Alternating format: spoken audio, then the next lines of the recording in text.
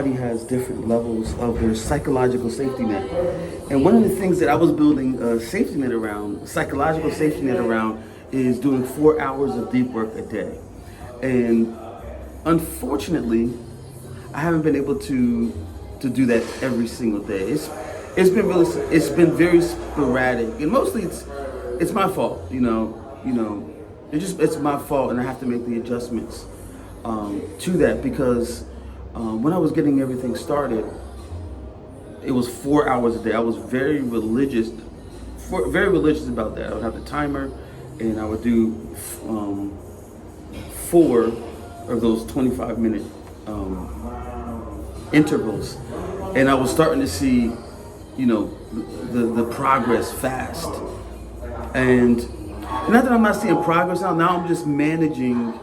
And like I think I said this in another episode, it's like you're managing the ebbs and flows of work life itself, because not every day you're going to be able to be at your computer for 4 hours, and there's seasons of it. There's seasons of being able to maintain that, and when you need it, sometimes you don't need it. Sometimes your season is not calling for that. So wherever you place your psychological safety net, you need to make sure that it's beyond just a ritual. Does that make sense? Whatever your psychological safety net is, it has to be beyond just a ritual. Because when that ritual gets moved around or shuffled around, what happens is you feel like you're losing control. Because we all want a sense of control, even though there's so much out of our control. The truth is, we all want the feel or the sense that we're in control of our situation. So, just thought I would share that with you. Make sure that whatever you're building your psychological safety net on, it's bigger than just a ritual. It's bigger, because when that ritual breaks, what are you left with? And that's the question. What are you left with?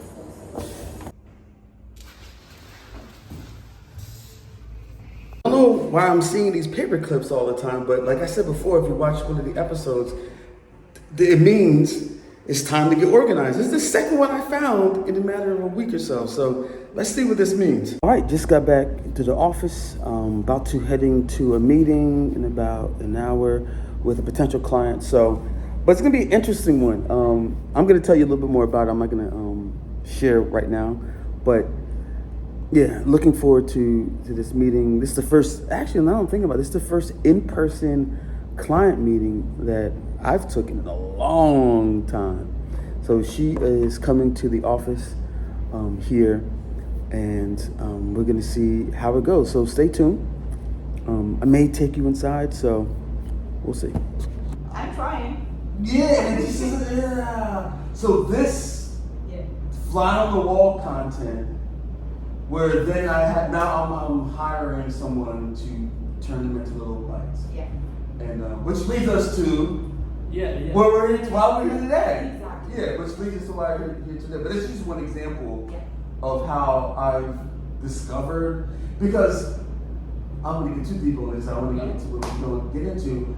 I call it a surrender experiment. Have you read the book Surrender Experiment? Michael Singer? Have you heard of Untethered Soul? Yes, of course, Michael Singer. Michael Singer. Yeah. But he wrote a book called The Surrender Experiment. You have to read that. Yeah. Okay. Because then Untethered Soul is a philosophical part of it. Yeah. That changed my life, I think. Surrender Experiment, it shows you him going through the processes, and he built a $300 million company In the woods. but just surrendering. Yeah. A friend of mine had a workshop with him. Oh, wow. Yeah. He emailed me back a few weeks ago. He said he didn't want to partner, but he said you can come out to the retreat in Florida. Yeah. So that's always. I would love to go. But anyway, no. Make a note that's on our schedule. Yeah. The vlog, so my vlog is it's a digital version of the Surrender Experiment. And I don't script it, I wake up in the morning, it's like, okay, what do you want to show the world today? And I just go through my day. It could be my daughter. It could be because I have an entrepreneurial family, so I include them into it. How old is your daughter? She's 5. She has her own business. Oh, that's your daughter. Yeah, that's my daughter. Yeah, cool. yeah. Thank So you. Now I'm connecting the dots. Yeah. literally connected to Yeah. But yeah, so that's it's a surrender experiment. I don't script it. I allow life to script it. And when life, like for instance, my last vlog, I've been finding paper clips on the ground randomly. So I was at the gym. The other day. On the treadmill was a paper clip, and I usually pick up pennies.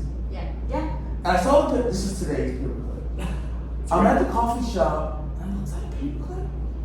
And I found it, I picked it up and I vlogged, hey Dad, I found a paper clip. But the first time I found one, I Googled it, and the spiritual meaning of finding a paper clip is time to get organized. And you started seeing it everywhere, right? Then I seen it today, and I was like, another paper clip? Okay, I'm gonna keep, if I found one more, that's 3 paper clips. Why do I, now I'm gonna start asking, why do I need to get organized? Yeah. What does life, what does the universe see? That's funny because when I get those signs, I text her and I go, Oh, this is what I see, this is what I saw, like, what does this mean? And she like helps me decipher it, and it's super helpful. So where are you waiting for a third paper clip? She asked me a couple. She stopped me in my tracks. That's a good, I don't know. A condition. You want to know it's real, I think. So don't you trust the universe by giving you the message twice? Ooh. Ooh. How often did you get married? Just once. Right? Do you need the vows a second and a third and Good. you get the information, you get the message, right? Yeah. They give us the information and our job is to receive and understand as early as possible. And in the shamanic teaching it says you get the message 3 times. Yeah. If you don't listen or not willing to understand the third time, Yeah. the next time you get the same message, it comes in 2x4. Ooh.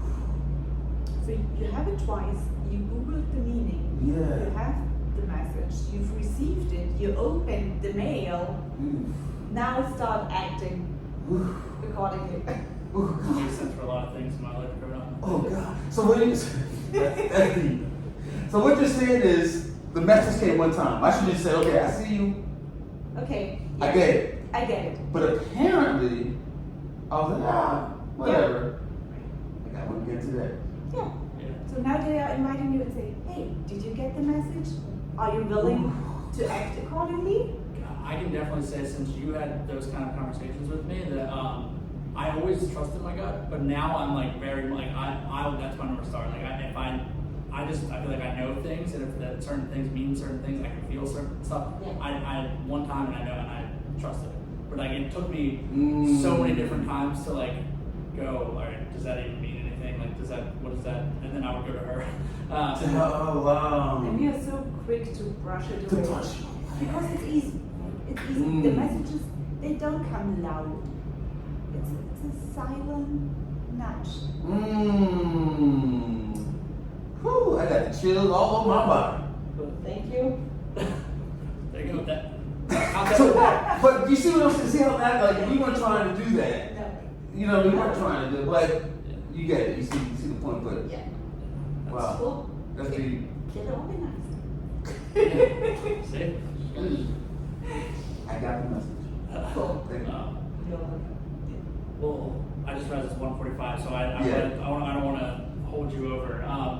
I guess to try to fit everything into a short amount of time. So there's a few things we have up there, but what we wanted to do was to get one like understanding of what you're doing right now, and you know where like, and also like to help try to understand like where the pain points are, where you're not unhappy with what is happening, and then I kind of just wanted to just run through these questions quick to help us understand a little bit more. So like, you know, the first one being the main, like, you know, what are the main goals of, you know, just looking at it as not only social, just like working with a team of like, what is your main goal? So we can start with that one. And then the next one, just like for those two is ICP. So like understanding who is. That was a powerful session. I did an episode called Business as a Spiritual Practice, and today had an opportunity to really see that in action. And also, I'm starting to understand why I'm seeing the paper clips. All right, I'm done for the day. I'm about to pack it up. Just sitting here finishing up my notes here. There's a few things I didn't get done today that I wanted to get done. So I'm just sitting here just like writing the things I didn't get down. And I have to get a new notebook. Reminding me to get a new notebook. Because I'm just writing stuff on like random pieces of paper and they're just getting disorganized. But yeah, so if there's anything in this video that resonated with you, there's a lot of good stuff in here. Looking forward to hearing from you. Put it in the comments. I stay engaged on the comments as much as I can. I'll be hanging out there for a little bit. If you don't have time, a like and subscribe is cool as well. So with that said, I'm out.